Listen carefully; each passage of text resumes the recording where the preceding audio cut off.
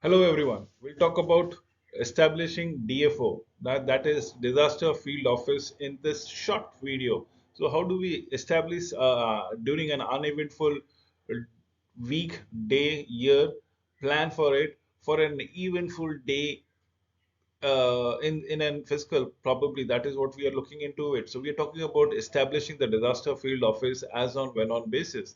We need to understand how do we go around here. So let us proceed. Establishing a DFO, disaster field office. Remember, for an uneventful day, you are going to prepare it, establish it. For an eventful day, which is in not in a positive connotation but in a negative connotation. But believe me, whenever it is an uneventful day, nobody will plan or nobody will actually execute for a disaster to happen. You will Disaster will suddenly strike you, and you will automatically be reminded that we need to establish a disaster field office, and that too at a short span of time. In case if you are prepared, you will be able to enact it. But if you are not prepared, you will have to follow the protocols, and probably that is what we will be discussing in today's video. So what is my requirement? We require certain staffs to man the DFOs or disaster field office. Now these staffs needs to be pulled in from different department. Let's say fire, let's say water, let's say health, different department, let's say administration. So you need to understand everything. What are my government providing? The provincial government, the local government, the state government, the federal government, the lease, the support, the building, the infrastructure, the facility has to be extended by one of them, and probably is to be utilized or capitalized for rest of the businesses. So what are we looking into it? So we need to have a premises. We need to have a place from where we start operating. So identify the available sites. Remember, this identification is very important. This site is very important because this will help you in mitigating and fighting the negative impact of disaster. Site survey teams is conduct surveys, coordinate supports, everything. Site selection. Now, this is where we need to understand the provincial government might allocate you a land, probably a building, but which might not be very approachable, very suitable, where you cannot be able to communicate easily, transport easily. So you need to understand the site selection procedure, and I have already stated that this is one of the major impact. What are we looking into it? We are looking for a building preparation in terms of floor plans, building modification, the communication network, the installation, the furniture, the equipment that needs to be taken into consideration time and again. So the staff moves in and you start working. Remember, this staff is a borrowed staff from various departments that comes around it. Probably we might have a skeleton staff for disaster offices, but beyond that we cannot go around it and maintain operation. Did I say different department? Did I say fire? Did I say medical? Did I say water? Did I say the armed forces, the police forces? Did I say the administration? Everything needs to work in tandem to maintain operation. I am just trying to give you a DFO consideration for what needs to be going around it. We need to have a handicap access to this building. The parking facilities has to be there. The safety, the security concern, the CCTV connections, the communication capabilities that needs to be taken into consideration. The building condition itself will tell how well or how robust it can be. Accessibility to accommodation and the restroom. Least but not the last would be the restroom. Adequate restroom should be available. So DFO installation, disaster field office installation. I'll give you certain photographs for you to understand what exactly has been done. Now this is an empty building or empty premises that has been provided only for disaster things. Now this is how people will start enacting, build cubicles, enact the software machine, installing the servers, and how we go around it. Look, we are doing nothing but giving you a glimpses of how disaster field offices are being erected, probably established in a shorter span of time.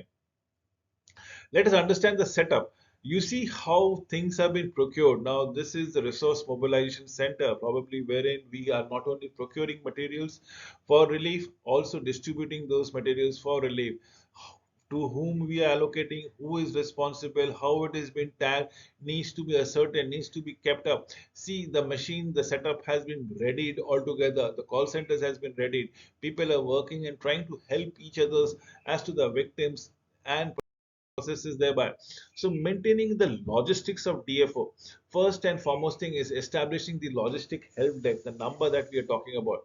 With that help desk, we'll start coordinating with the staff, the DFO requirements, additional requirements. We need to understand what kind of resource crunches the victims are facing, coordinate them, plan them. What are we planning? We are planning nothing but the support activities. Also, we are also generating a lot of information. Those information are to be communicated. Those information are to be filtered. Those information are to be sorted, are to be prioritized, and based upon it, resources has to be mobilized and distributed thereby. That is what we look forward to it.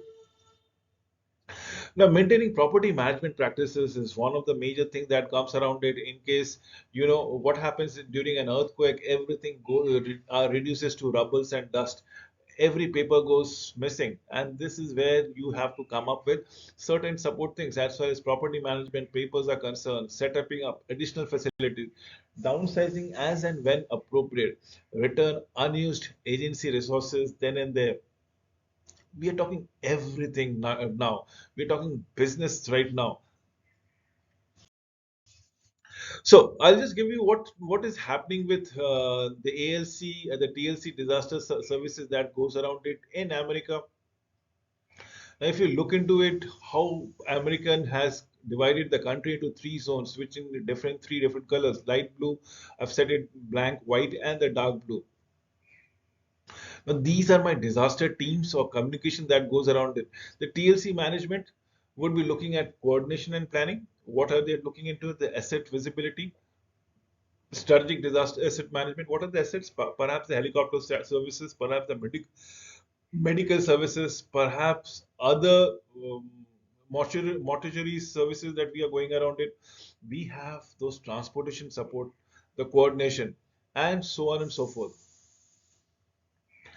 What are TLC looking into it? The IRR, the tax assets, what we are looking into it, the disaster field office, kits, what we are looking into it, the providers of all equipment, setup, closeout, mobilization centers, management, ERTs, emergency rescue team staffing, and so on and so forward. We're looking everything for the TLCs thereby. So initial response, what are we looking into it? The initial response resources IR communities deployed by TLC are blankets, cots, flashlight, uh, medical emergencies, tarpings in terms of roof, sleeping bags, tents, water.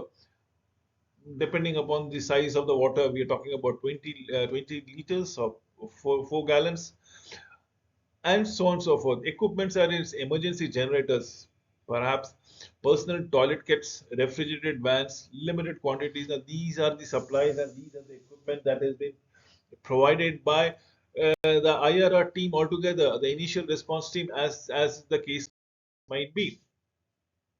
The initial response resources stock status as on how many blankets, how many cots, how many sleeping bags, how many tents, how many bottled water been provided as on when on basis. Now these has to be accounted for, has to be audited. Uh, the TLC organic transportation equipment. Now look at the trawler, look at the size of the truck where the generator stock is being probably mobilized to a remote center for providing electricity. That is what we are looking at. With electricity comes the heating supplies. With electricity, maybe the medicines, medical interventions takes place. So these are essential requirements for disaster management. Remember, it takes approximately 100 trailer loads to move one full the initial response resources cache, in which includes two generators altogether. That takes approximately 100 trailers. Now, this is needs to be notified. Here comes the logistic facilities, just for your understanding. What are we looking into? See the terminals, see the stacking, see how it is being offloaded, onloaded, boarded, and so on and so forth, and the team working around there. So what are we talking about it? We are talking about equipments. We are talking about faxes. We are talking about CD-ROMs or pen drive or USB drives. We are talking about digital camera. We are talking about printers. We are talking about computers, the servers, the monitors, the cellular phone, the satellite phone, the laptops, everything, the diskettes, everything is an asset.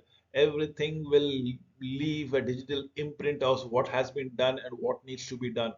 That is very important. So, National Disaster Assets and Services, what are we looking into it? The services that will be provided as far as logistics are concerned, the supports, the cadre, the training. What are we looking out here? The product might be your the personal computers, the printers, the administrative kits, the blankets, the cots. You look at it, we are looking everything. The disaster strikes, you need to make everything standardized, make everything rationalized, make everything responsive, make everything reliable, make everything economic. That is what we should be looking at as asset recovery is concerned. Disaster, national disaster assets and services, as on when on basis. So keep this in mind.